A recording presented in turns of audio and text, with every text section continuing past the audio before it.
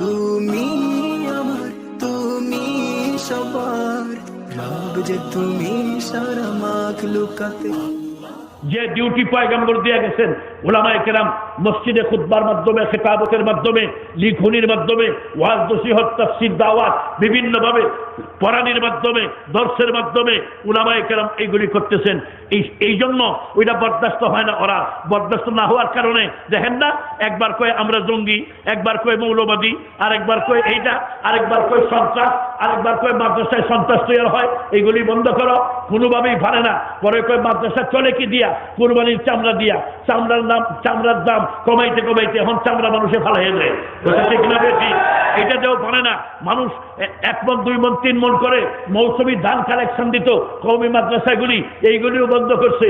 এইগুলিও হয় না, কিছুতেই পারে না। দেখে খালি মাদ্রাসা বাড়ে।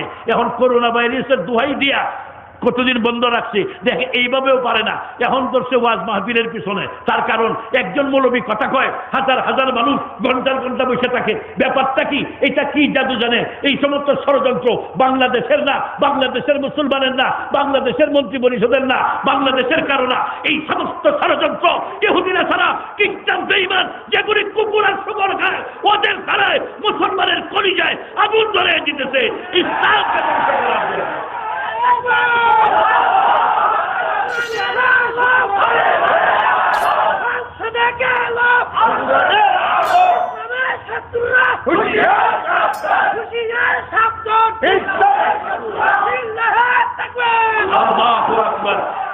এজন্য বলি মুসলমান এক কাতারে আসো। আমার আল্লাহ জানাইছেন ওয়াতাসিমু বিহাবলিল্লাহি জামিআন ওয়া লা তাফাররাকু। পরস্পর বিচ্ছিন্ন হয়ো না। যেমন একটা সুতার মধ্যে তসবির দানা গাঁথা থাকে। সারা দুনিয়ার মুসলমান মুসলমানের বিরোধী হয়ো না। হিংসা বিদ্বেষ অহংকার তাকাব্বুরি সব কিছু ছেড়ে দিয়া এক আল্লাহর নবীর উম্মত, এক আল্লাহর বান্দা তোমরা। পরস্পর সামান্য মতলক্ষ্য কিছু থাকতে পারে, এই মতলক্ষ্য সমস্ত উঁচা নিচে ভুলে গিয়া যখন নাকি সব ঐক্যবদ্ধ হয়ে হুঙ্কার দিবে, তোমার অস্ত্র আল্লাহ দিয়ে দিয়েছেন। সেটা কি? মুসলমান কেসে जब मिल गई है दौलत ईमान नबी से, जब मिल गई है दौलत ईमान नबी से। मुसलमान मुसलमान ভালো করে জেহাদে রাখো, ভালো করে ভিতরে ঢুকাও। তোমার কোনো ভয় নেই, তোমার কোনো চিন্তা নেই। তার কারণ তুমি যদি হাকিকতে মুসলমান হয়ে থাকো, হকের পক্ষে, কোরআনের পক্ষে, নবীর পক্ষে, ইসলামের পক্ষে, যখন তুমি হুঙ্কার দিবে, যদি তোমাকে গুলি করে, যদি তোমাকে হাজতে নেই, যদি তোমার উপর নির্যাতন চলে, মৃত্যুবরণ করো, তবে তুমি শহীদ। আর যদি জীবিত থাকো তবে তুমি গাজী। উভয় হালতেই যেমন প্রবাসে আছে, হাতি মরলেও লাখ টাকা, থাকলেও লাখ টাকা। তুমি এমন একজন মুসলমান, মরলে শহীদ, বাঁচলে গাজী, চিন্তা নাই। এই জন্য দুনিয়ার নাস্তিকদেরকে জানায় দাও আল্লাহু আকবারের তাকবীরের মাধ্যমে আমরা এমন জাতি, তোদের পরাশক্তি দেখে আমরা ভয় করি না। আমরা এমন জাতি, কোনদিন আমরা ভয় করি না।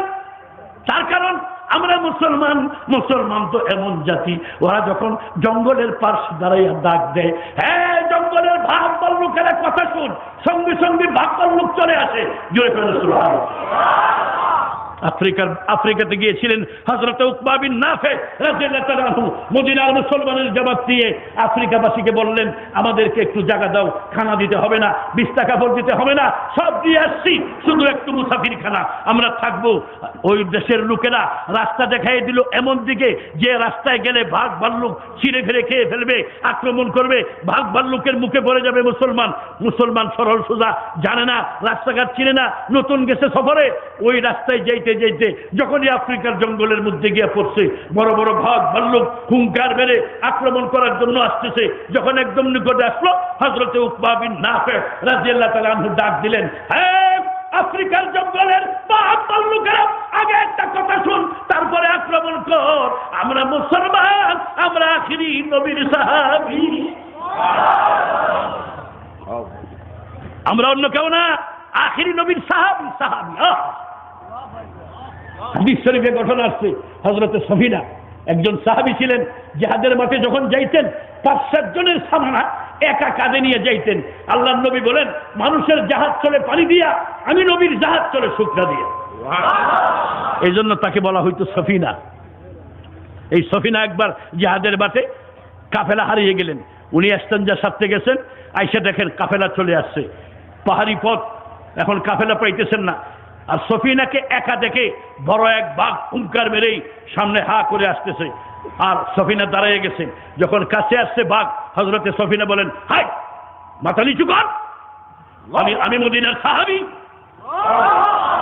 বাঘের দিছে ধমক, আই বাঘ মাথা নিচু কর, আমি এক মদিনার মানুষ, আমি আখিরি নবীর সাহাবী। এই কথা বলে হযরতে সফিনা বসে গেছেন। যখন বসছেন, এত বড় ভাগ এটা আইসা এবার নাকের সাথে নাক দিয়ে গ্রান নেয়, কানে গ্রান নেয়, শরীরে গ্রান নিয়ে দেখে না সত্যি সফিনা পয়গম্বরের সাহাবী। এবার লেজ লড়াইতে শুরু করছে। সফিনা কি বলে বাগে, সফিনা বুঝতে পারি নাই, অন্যায় মাফ করে দাও, আবার পিঠে উঠাও, তোমার কাফেলার সন্ধান দেখাই দিব। মুসলমান, তুমি তো সেই মুসলমান।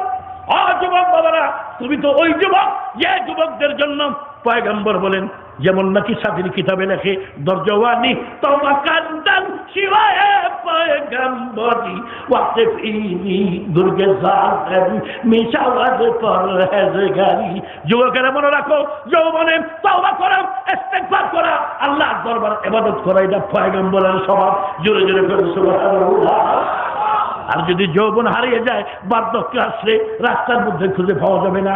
এক বোরায় ওয়াজে গেছে, ওয়াজে গিয়ে শুনছে মৌলানা সাহেব ওয়াজ করছেন, যৌবনের হিসাব দিতে হবে আল্লাহর দরবারে। যৌবনে কোনোদিন কোনো নেক কাজ করে নাই, কোনোদিন বড় কাজ করে নাই।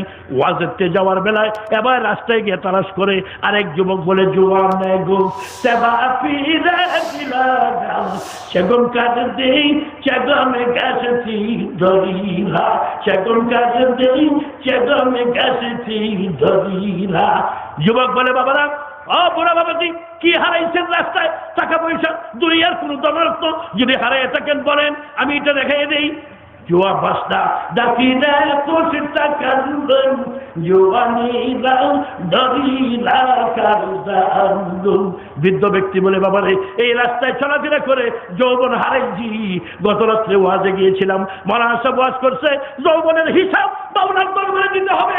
যৌবনে কোনোদিন ইবাদত করি নাই, এই জন্য রাস্তাকে বলতেছি, রাস্তা রে আমার যৌবন দিয়ে দে।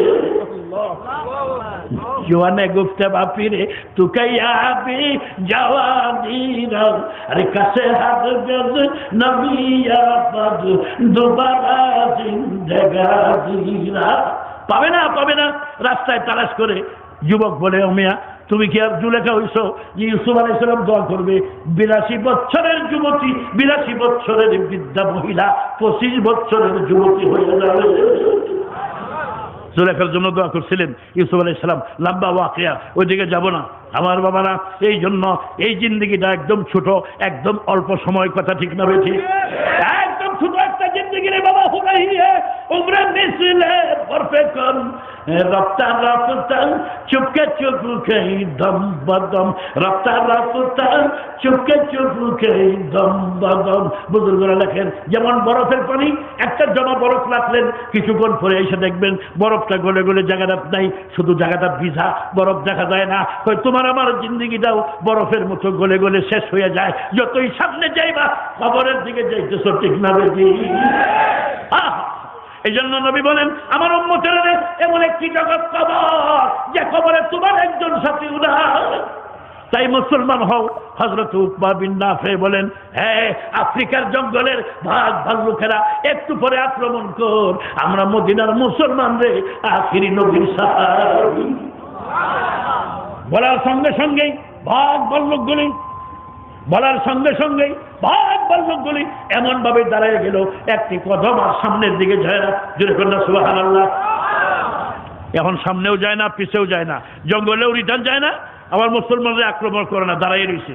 হযরত উকবা বিন নাফে বলেন, এই আফ্রিকার জঙ্গলে বাঘ ভাল্লুকেরা কেন দাঁড়াই রইলি? আয় আয়, আমাদের দিকে আয়। জঙ্গলের ভিতরেও যাস না, সামনে বসস না, আয়, তোদের সঙ্গে একটু পরামর্শ করি। চিল্লায় করেন আল্লাহু আকবার। এবার বাঘগুলি মাথা নিচু করে করে নবীর সাহাবীর সামনে গিয়ে বসে গেল। হযরত উকবা রাদিয়াল্লাহু আনহু বাঘের ওয়াজ করে, तकसीम किया हर चीज को कसम अज़ल ने, तकसीम किया हर चीज को कसब अजुल्ला, जिस चीज को जिस चीज पर काबिल नजर आया, बुलबुल को दिया नाना वो परवाना को जलना, गम हमको दिया ऐसा जो मुश्किल नजर आया, गम हमको दिया ऐसा जो मुश्किल नजर आया।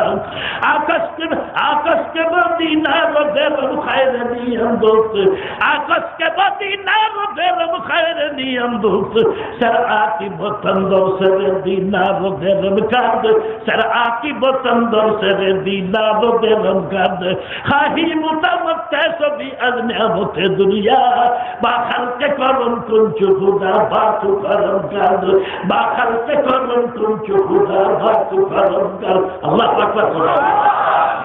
আল্লাহর মখলুককে ভালোবাসো, আল্লাহর মখলুকের সঙ্গে ভালো আচরণ করো, আল্লাহ তোমার সঙ্গে ভালো আচরণ করবেন। আল্লাহ রাব্বুল আলামিন 50 ওয়াক্ত দিয়া 5 ওয়াক্ত রেখে 50 ওয়াক্তের সওয়াব এই উম্মতের জন্য লিখাইছেন। বাইজিদ বুস্তামি বলেন আল্লাহ রাব্বুল আলামিন 6 দিনে আসমান জমিন বানাইছেন। এবার ইহুদি আলেম বলে এমন 7 বলো যার 8 নাই, মনে আছে? কষ্ট বেশি জ্বালতেছি, হ্যাঁ? এমন 7 বলো যার 8 নাই।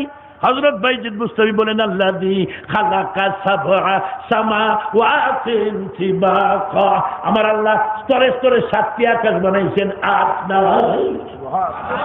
ইহুদি আলেম বলে 8 বলো যার 9 নাই। হযরত বাইজিদ বুস্তামি বলেন নেককার ইমানদার বান্দাদের জন্য আল্লাহ রাব্বুল আলামিন 8টা বেহেশত বানাইছেন, 9 নাই। ইহুদি আলেম বলে 9 বলো যার 10 নাই। হযরত বাইজিদ বুস্তামি বলেন ফি তিসআতিন রাহতি ইউফসিদুনা ফিল আরদ, কোরআনে আছে সালেহ আলাইহিস সালামের 9 দল যারা জমিনে ফাসাদ করে, এখানে 10 নাই। ইহুদি আলেম বলে 10 বলো যার 11 নাই।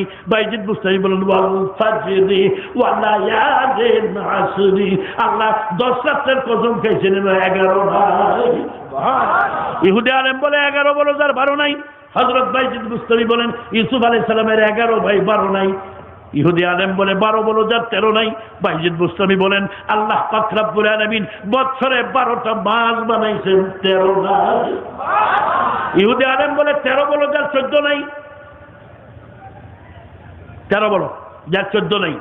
হযরত বাইজিদ বুস্তামি বলেন ইন্নী রাআইতু আহাদা আশারা কাওকাবাও ওয়াশ-শামসা ওয়াল কামারা রাআইতুহুম লি সাজিদিন। বাইজিদ বুস্তামি বলেন ইউসুফ আলাইহিস সালামকে সিজদা করছিল চন্দ্র সূর্য এবং 11টা তারকা, এই হইল 13, 14 নাই। ইহুদি আলেম বলে 14 বলো যার 15 নাই। বাইজিদ বুস্তামি বলেন 7 আসমান 7 জমিন, এই হলো 14, 15 নাই। ইহুদি আলেম বলে এমন জিনিস কি যেটা আল্লাহ নিজেই খারাপ করে অথচ আল্লাহ বানাইছেন। হযরত বাইজিদ বুস্তামি বলেন ইন্না আনকারাল আসওয়াতি লা সাউতুল হামির, আল্লাহ বলতেছেন দুনিয়ার মানুষ গাধার আওয়াজ কিন্তু খুব খারাপ, আল্লাহ নিজেই বলছেন। ইহুদি আলেম বলে এমন কি আল্লাহর ঘর তওয়াফ করেছে, তওয়াফ করা তার উপরে ফরজ না, সুন্নত না, ওয়াজিব না, মুস্তাহাব না, কিছু না, কিন্তু তওয়াফ করছে। হযরত বাইজিদ বুস্তামি বলেন নূহ আলাইহিস সালামের মহাপ্লাবনের সময় আল্লাহ নূহ আলাইহিস সালামের কিস্তি আল্লাহর ঘর তওয়াফ করেছে। এইভাবে প্রশ্ন করছে 100 প্রশ্নের উত্তর দিচ্ছেন বাইজিদ বুস্তামির জায়গায় দাঁড়াইয়া। ইহুদি আলেমের প্রশ্ন শেষ, উত্তরও পাইছে। এবার বাইজিদ বুস্তামি রাহমাতুল্লাহ আলাইহি বলেন আপনি তো এতগুলি প্রশ্ন করলেন, আমি উত্তর দিলাম, আপনি সন্তুষ্ট হয়েছেন যে হ্যাঁ তোমার উত্তর ঠিক আছে, তা আমি একটা প্রশ্ন করি আপনাকে, উত্তর দিবেন? ঠিক আছে বলো। এবার বাইজিদ বুস্তামি বলেন বেহেশতের চাবি কি আপনি বলেন।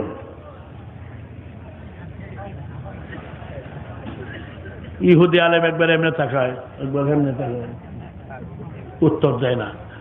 অনেকক্ষণ পরে বাইজিদ বুস্তামি বলেন শ্রোতাদেরকে লক্ষ্য করে, ভাই সাহেবান আপনার উস্তাদে কতগুলি প্রশ্ন করলো আমাকে, দেখলেন আমি জায়গায় দাঁড়ায় উত্তর দিলাম, উনার থেকে অনুমতি নিয়ে একটি মাত্র প্রশ্ন করলাম, উনি উত্তর দিচ্ছেন না, আপনারা বুঝেন। এখন সব শ্রোতা বাইজিদ বুস্তামির পক্ষে উস্তাদ উত্তর দেন, উত্তর দেন। আপনাকে কিছু জানেন না নাকি, উত্তর দেন না কেন? কই জানি জানি, তো উত্তর দেন না কেন? কই উত্তর দেই না এই জন্য, আমি যদি উত্তর দেই তোমরা মানবে না, উল্টা ফাল্টা কথা আর কি। ওই এক নাস্তিকে হযরত কাসেম নানতুবীরা এসে বলতেছেন আল্লাহ তাআলার সন্তানাদি আছে, জোরে করুন নাউযুবিল্লাহ। কাসেম নানতুবী বলে নাস্তিক, এমনি তোর ঈমান নাই, আবার মুসলমানের ঈমান হরণ করার জন্য ফাজলামি করাস। আল্লাহর তো স্ত্রী নাই, সন্তানাদি আইছে করতে কয় না আছে, দলিল দিতে পারবো। এক কথা দুই কথা এটা নিয়ে বহস দেওবন্দের মধ্যে। বহসের দিন তারিখ জায়গা নির্ধারিত করা হয়েছে, বহস হবে নাস্তিকের সাথে। আল্লাহর সন্তানাদি আছে, কাসেম নানতুবী আল্লাহর সন্তানাদি নাই। এই বহসের দিন তারিখ যখন নির্ধারিত করা হয়েছে, হযরত কাসেম নানতুবী এক সপ্তাহের মধ্যে দেওবন্দায় কোথায় জানি গেছেন। সকলেই পেরেশান, ব্যাপারটা কি, হুজুর কই গেলেন, বহস কে করবে। যেদিন বহস ঠিকই হুজুর বাইরে এসেছেন। হুজুর গ্রামে চলে গেছিলেন, গ্রাম থেকে বাড়ি থেকে বাইরে দেখেন এক লোক রোয়া লাগাইতেছে। রোয়া লাগানি বুঝেন, ধান রয়েছে ক্ষেতের মধ্যে এক লোক কাজ করতেছে। হযরত কাসেম নানতুবী বলেন এই তুই কি করস? হুজুর কাজ করতেছি। কাজ তো আমার সাথে আয়। এটা ফাঁসা লিঙ্গি বাড়ি রোয়া লাগাইতেছে, মুহে একটা বিড়ি, আবার বিড়ি টানে, বিড়ি নিয়ে বিড়ি ফালায়, আয় বিড়ি ফালতোস কে, বিড়ি লই আয়। লেংডি খুলে, আয় লেংডি খুলিস তো এমনি আয়। মূর্খ মানুষ তো, হুজুর যা কইতা। আজকে বহস হইব নাস্তিকের সাথে আমার, জানোস না? জি জানি। চল তুই বহস করবে। কিরা কই কি কই হুজুরে, তুই বহস করবি আয়। কথা কয় না, এত বড় হুজুর নিয়ে গেছে যেখানে বহস হবে, এখানে দূরে থেকে হুজুর দেখাইতেছেন এই যে দেখ দুইটা চেয়ার আছে, সামনে একটা টেবিল আছে, ওই চেয়ারটার সামনে যে টেবিল, ওই টেবিলের উপরে গিয়ে তুই এই লেংডি খুলবি না, আর একটা বিড়ি জ্বালাই আনো। এই বিড়ি জ্বালাইয়া হেনে গিয়া এই প্যাক কাটা নিয়ে টেবিলের উপরে চেয়ারের দিকে ফিরে বসে তুই এভাবে পা লাগাইবি আর বিড়ি টানবি। যা, আমি আগে উঠবো না মঞ্চে, প্রথমে উঠতে দিব কাকে? নাস্তিককে। হ্যাঁ, যখন উঠবে দেখবে যে তুই বিড়ি টানতেছ, ফাওলা লাইতেছ, এরকম দেখেই এটা খেপে যাবো। তখন সে বলবে হাই তুই কে? যখন তোরে এমন প্রশ্ন করবে তুই কে, তো তুই বলবে আমি আল্লাহর নাতি লাগি। তুই এইটা উত্তর দিবে, পরে যা করার আমি বলবো। আল্লাহওয়ালারা কত কৌশলী, জোরে করে সুবহানাল্লাহ। তোর মতো এত বড় নাস্তিক, এত বড় শিক্ষিত, তোর প্রশ্নের উত্তর দিতে আমরা কোরআন হাদিস লাগবে না, এটা বুঝাইছেন হযরত কাসেম নানতুবী রাহমাতুল্লাহ আলাইহি। জোরে করে সুবহানাল্লাহ। ওই মূর্খ বসে বিড়ি টানে, একটু পরে নাস্তিকে উঠতে উঠে দেখে এনে বসে বসে মাথা লড়ায়, বিড়ি টানে, মাথা লড়ায়, হাই তুই কে? আমি আল্লাহর নাতি। হাই আল্লাহ স্ত্রী পুত্র আছে নাকি আল্লাহর নাতি? তুই কি কর? তুই এমনি কাসেম নানতুবী দৌড়িয়ে গেছেন। ভাই সাহেবান শুনছেন, তার মুখেই বলতেছে আল্লাহর কি স্ত্রী পুত্র আছে? তো নাতি নাত করাইছে করতে, আরো বহসের দরকার আছে। হের মুখ দিয়ে তো স্বীকার করলো যে আল্লাহর স্ত্রী পুত্র নাই, ওর সাথে আবার বহস কিসের? নারায়ে তাকবীর, আল্লাহু আকবার, মুসলমানের বিজয়, নাস্তিক পলাইছে। আমাদের আকাবেরী দিনের সাধনা আর মেহনত। হযরত বাইজিদ বুস্তামি বলেন, আপনি বলেন জান্নাতের চাবি কি? শ্রোতারা বলে উস্তাদ জবাব দেন। উস্তাদ বলে না, জবাব দিব না, জবাব দিলে তোমরা মানবে না। কয় না উস্তাদ, আপনি যদি মেনে নেন আমরাও মেনে নিব। মানবে তো? যে হ্যাঁ, যে তোমার প্রশ্নের উত্তর জান্নাতের চাবি হলো লা ইলাহা ইল্লাল্লাহ মুহাম্মাদুর রাসূলুল্লাহ সাল্লাল্লাহু আলাইহি সাল্লাম বলার সঙ্গে সঙ্গেই এই হাজারো ইহুদি একসাথে কালেমা পড়ে মুসলমান হয়ে যায়। গারকুইম শুআইবা মুয়াসসর শাবানি সে কাদিমি দু কদম হ্যায়। এই জন্য বাবা, হিদায়েত আল্লাহর কুদরতের হাতে। ওয়াজে বৈশা না বাজার করার সময় রাস্তায় হাঁটতে যাইয়া, না কোনো স্টলে বসে, না কি শোয়ানো অবস্থায়, না নামাজ অবস্থায়, কোন সময় কার অন্তরে আল্লাহ রাব্বুল আলামিন হিদায়েতের নূর দিবেন সেটা আল্লাহই জানেন। পৃথিবীর কারোর কাছে আল্লাহ হিদায়েত দেন নাই। কথা ঠিক না বেশি? এই জন্য হিদায়েত সবচেয়ে মূল্যবান জিনিস, যেটা ছাড়া আমাদের ইহজগৎ পরজগতে কোনো কল্যাণ নাই, কোনো কামিয়াবি নাই। আল্লাহ পাক রব্বুল আলামিন দেখাইছেন বিশ্ববাসীকে। পৃথিবীর ইতিহাসে দেখা যায় 4 জন মানুষ সারা দুনিয়ার রাজত্ব করছে। কয়জন? 4 জন। 2 জন বিধর্মী, 2 জন মুসলমান। বিধর্মীর 2 জন, একজন হইল কি নমরুদ্দিন, ঠিক না? হ্যাঁ, আল্লাহ মশা দিয়ে ধ্বংস করছে। মশা কি আশ্চর্য, সারা পৃথিবীর রাজত্ব করছে নমরুদ। একটা বড় প্রাণী বাঘটাক ফাড়াইয়া ধ্বংস করলেও তো বুঝলো যে হের লগে একটু মিল আছে। একটা কুত্তা ফাড়াইলেও তো বোঝা যাইতো যে বড় একটা প্রাণী ওইটারে কামড়াইয়া মারছে। আল্লাহ ফাড়াইছে মশা, আল্লাহ আকবার কয় না। সারা দুনিয়া রাজত্ব করছ, তোর মতো এরকম বিদর্মী বেঈমানকে ধ্বংস করতে আমি আল্লাহ একটা মশার বেশি কিছু লাগে না। আর পৃথিবীর রাজত্ব করছেন হযরত সুলাইমান আলাইহিস সালাম। সুবহানাল্লাহ। রেল জাহাজ কলে চলে, কলেরই বিমান বিনা কলে চলছেন হাওয়ায়, তখতে সুলাইমান আমরা সেই মুসলমান। যে তখ্ত আকাশে উঠতো, গুদুবুহা শাহর ওয়ারা ওয়াহুয়া শাহর, সকাল বেলায় এক মাসের পথ, বিকাল বেলায় এক মাসের পথ অতিক্রম করে আবার জায়গায় চলে আসতো। যে তখ্ত আকাশে উঠতো, পয়গম্বর বলতেন চলো, চলতেছে। আকাশে বলতেন দাঁড়িয়ে যাও, দাঁড়িয়ে যেত। এক দুইজন না, 6 লক্ষ মানুষ বসার আসন ছিল এই তখ্তের মধ্যে।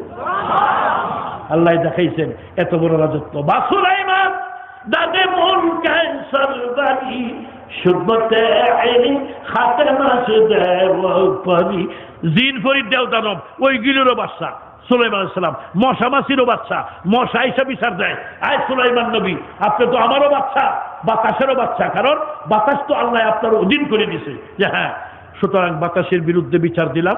আমি বাতাসের জন্য ঘুমাইতে পারি না, খাইতে পারি না, চলতে পারি না। যদি দক্ষিণ বাজাইতে চাই এটা আমার পশ্চিম বাংলায় যায়। আমি যদি খাইতে বই ওরা এরা ফানির ফলাই দেয়। এই বাতাসের বিরুদ্ধে আমি নালিশ দিলাম, আপনি বিচার করবেন। হযরত হাকিমুল ইসলাম লেখেন সুলাইমান আলাইহিস সালামের কাছে মশায় বিচার দিছে, কার বিরুদ্ধে? ঘুমে যাচ্ছে কার বিরুদ্ধে? হ্যাঁ, আপনারা এখন হুজুর ওয়াজ করেন, এই দিক দিয়ে ফিল খালি হয়ে যেতেছে, খবর আছে, সাইডে দিতেছি কয়েক মিনিটের মধ্যেই। যাবেন গা? চলে যাবেন? মোনাজাত না নিয়ে যাবেন? মাশাআল্লাহ, কয়েক মিনিটের মধ্যে শেষ করে দিব। কেউ উঠবে না, এই যে খালি হয়ে যেতেছে, দেখেন না এই যে ফুসকুনি হয়ে গেছে, এই যে বন্ধু রেখেছে জায়গায় জায়গায়। আল্লাহ আল্লাহ আল্লাহু আকবার। সারা দুনিয়ার রাজত্ব আল্লাহ দেখাইছেন। আমরা তো একটা ওয়ার্ডের মেম্বার হইলে যদি সালাম দেয়, বুটের আগে পেশাব বাপাসার একটা বুট দিচ্ছে, আর বুট যদি খালি যদি মেম্বার হয়ে যায় যে সালাম দেয় আসসালামু আলাইকুম, ওয়ালাইকুম সালাম, গারমুড়া হয়ে যায়। কথা দেখলাম এবার গারমুড়া হয়ে যায়। আল্লাহ। আর যদি দুনিয়ার একটু সম্পদ একটু ধনী হয়, গ্রামের একজন মাথা বড় হয়, বাপরে বাপরে হাইটে যায়, আসলে গার দেখা না, এমনে যায়, মানে স্টাইল দেখায় হুদাই। আল্লাহ কয় সারা দুনিয়া রাজত্ব দিছি, পয়গম্বর সুলাইমানকে মশার কাছে এনে ঠেকাইছি। পয়গম্বর বলেন রব্বুল আলামিন বড় বড় জটিল জটিল সমস্যার সমাধান দিলাম, মশায় যে বাতাসের বিরুদ্ধে বিচার দিল, এই বিচার কেমনে করব আমার এলেম নাই গো আল্লাহ, এলেম দাও। হ্যাঁ, মশা কার বিরুদ্ধে? জোরে কোন?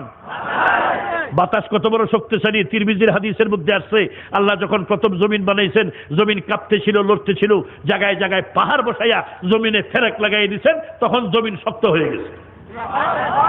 ফেরেশতারা এই দৃশ্য দেখে বলে আল্লাহ তাহলে কি জমিনের চেয়ে শক্তিশালী পাহাড়?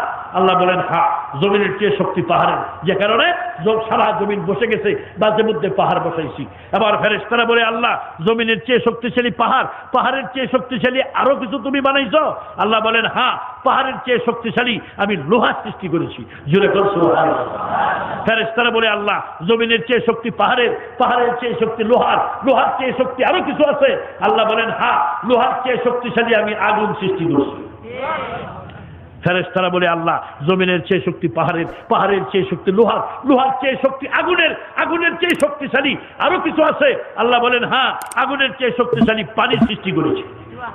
এবার ফেরেশতারা বলে আল্লাহ জমিনের চেয়ে শক্তি পাহাড়ের, পাহাড়ের চেয়ে শক্তি লোহার, লোহার চেয়ে শক্তি আগুনের, আগুনের চেয়ে শক্তি পানির, পানির চেয়ে শক্তিশালী আরো কিছু আছে। আল্লাহ বলেন হ্যাঁ, পানির চেয়ে শক্তিশালী আমি বাতাস বানিয়েছি। তাহলে জমিন, পাহাড়, লোহা, আগুন, পানি, বাতাস, এই 6টা সৃষ্টির মধ্যে সবচেয়ে শক্তি বেশি কার? এই বাতাসের বিরুদ্ধে বিচার দিছে মশা। এবার বুঝেন সাহসটা। আল্লাহ বলেন পয়গম্বর তুমি যখন নত হয়ে গেলি, আমি আল্লাহর কাছে সাহায্য চেয়েছ, মশা তুমি বিচার করতে পারবে না, তোমার এলেমে নাই, ব্রেইনে আসে না, যেহেতু আমার কাছে তুমি প্রার্থনা করেছো, নত হয়ে গেছো, যাও, আমি আল্লাহ ওয়াদা দিলাম, সারা দুনিয়া রাজত্ব দিছি, মশার কাছে তোমাকে লজ্জা দিব না। আল্লাহ ফেরেশতারা বলে, আল্লাহ জমিনের চেয়ে শক্তিশালী পাহাড় বানাইলা, পাহাড়ের চেয়ে শক্তিশালী লোহা বানাইলা, লোহার চেয়ে শক্তিশালী আগুন বানাইলা, আগুনের চেয়ে শক্তিশালী পানি বানাইলা, পানির চেয়ে শক্তিশালী বাতাস বানাইলা। আল্লাহ আমরা জানতে চাই বাতাসের চেয়ে শক্তিশালী কিছু আসেনি? আল্লাহ বলেন, হ্যাঁ, বাতাসের চেয়েও শক্তিশালী বানাইছি।